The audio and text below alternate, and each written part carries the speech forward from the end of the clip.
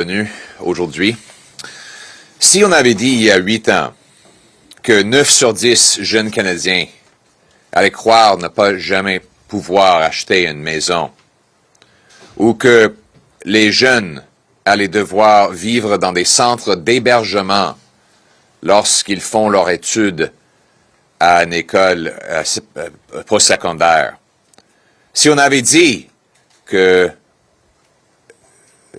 1 sur 5 Canadiens allait devoir manquer des repas parce que le coût de nourriture allait être aussi haut que ce soit maintenant.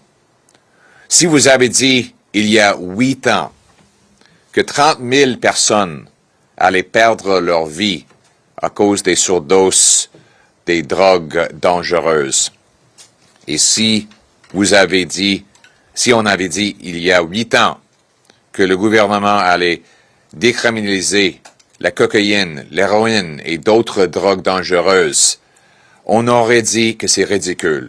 On n'aurait jamais imaginé l'état dans lequel nous nous trouvons aujourd'hui. Tout est brisé ici au Canada. Et en conséquence, les Canadiens souffrent de façon psychologique. On a des taux de dépression plus élevés.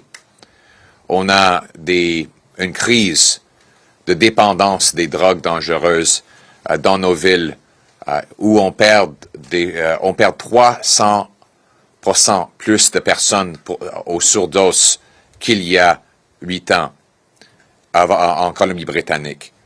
Donc, il y a une désespérance et on devrait renverser les causes de cette désespérance au lieu de dire aux gens qu'ils devraient terminer leur vie. Mais c'est exactement ce que le gouvernement Trudeau propose. Il propose que dans moins d'1 an, le gouvernement va mettre en place des règles pour que les gouvernements fournissent l'aide médicale à mourir pour les gens dont la seule condition est la dépression ou d'autres santé mentale. Le Parti conservateur n'est pas d'accord avec cette approche-là. C'est la raison pour laquelle nous sommes ici aujourd'hui, avec le député Ed Fast qui a présenté dans la Chambre des communes une loi qui va empêcher l'aide médicale à mourir pour la santé mentale et la dépression. On a aussi la sénatrice Bathurst qui a travaillé depuis le début de sa longue carrière pour aider les gens qui ont de problèmes de santé mentale pour sauver leur vie au lieu de mettre fin à leur vie. Plusieurs experts nous disent que la dépression et d'autres problèmes de santé mentale sont des problèmes qui peuvent être traités. Et il y a des moments où les gens veulent mettre fin à leur souffrance, mais qu'avec un traitement, quelques mois plus tard, ils pourraient être très reconnaissants de la vie qu'ils ont. Donc, il faut garder l'espérance et protéger leur vie. L'aide médicale à mourir n'est pas appropriée pour la santé mentale. Et c'est la raison pour laquelle j'annonce aujourd'hui mon appui pour le projet de loi de Ed Fast afin de protéger les vies de ces gens-là. Thank you very much for coming, everyone. If you had told us 8 years ago that 9 in 10 young people would believe they could never own a home, that 35-year-olds would be living in their parents' basements, that rent would have gone from, on average, $950 to $2,200, that the average mortgage payment would have gone from $1,400 to $3,200 in just 8 years, that young people would be living in homeless shelters while they go to university.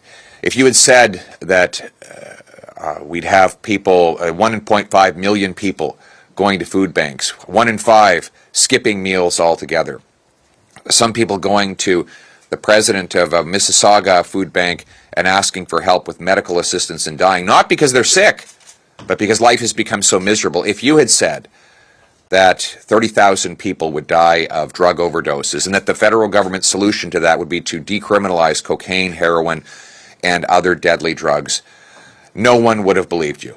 It would have been thought ridiculous to suggest any of those things could ever happen in Canada. Yet 8 years later, after 8 years of Justin Trudeau, everything feels broken. And people feel broken. That's why many are suffering from depression and they're losing hope.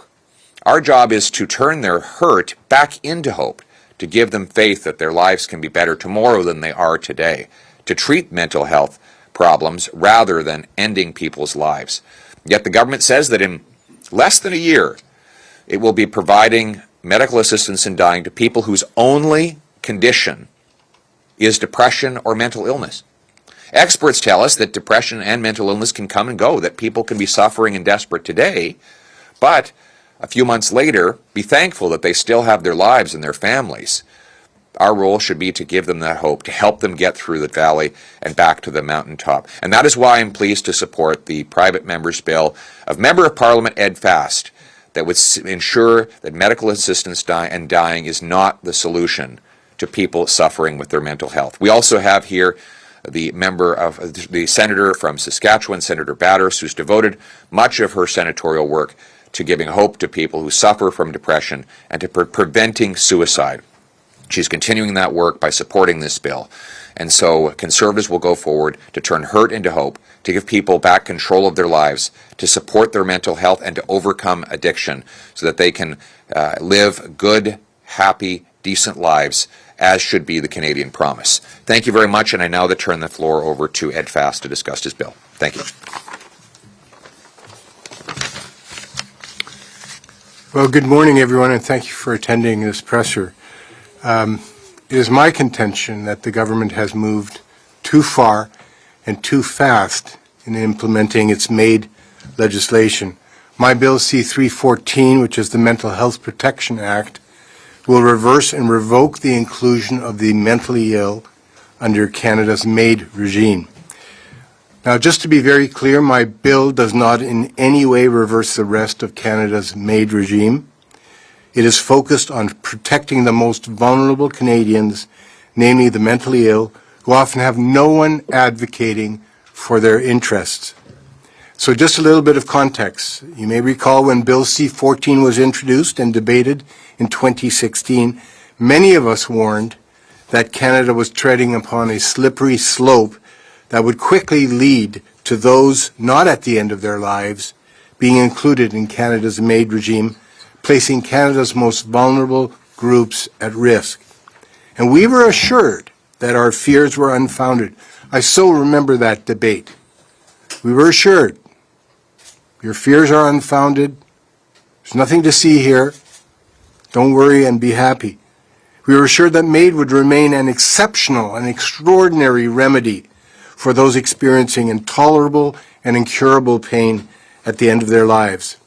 Sadly, our fears were confirmed with the Trudeau case and then the government's Bill C-7, which not only eliminated the foreseeability requirement, but extended MAID to the mentally ill. I note that the original Bill C-7 did not include mentally ill persons. In fact, the Justice Minister originally went to great lengths to explain why MAID should not be extended to the mentally ill. It was the Senate that inserted the mental health provisions into C-7, and the government accepted that amendment without protest. So let me be clear.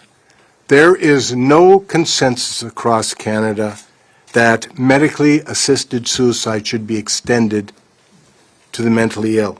None. In fact, the government failed to engage in meaningful consultations with experts and mental health stakeholders on a variety of issues, including irremediability, competency, and the issue of suicidality. Neither did the government engage with Canadians broadly in a meaningful national discussion about what this new policy direction means for our country. Its only engagement was to strike an expert panel that was prohibited from examining the actual merits of MAID being extended to the mentally ill. All it did was tinkered around the edges with safeguards and professional standards, but it didn't address the merits of MAID being extended to the mentally ill. My bill will simply return the state of our law to what it would have been had the unelected Senate and compliant government not intervened. So those suffering from mental disorders, including depression, as the leader has mentioned, deserve the mental health and social supports and counseling they need to find some joy and some meaning in life. It is deeply concerning that this government appears to be inexorably moving from a culture of life to a culture of death. So my bill seeks to arrest that momentum and give the government and all Canadians time to reconsider the direction the government appears to be taking us when it comes to assisted suicide and euthanasia. Thank you very much.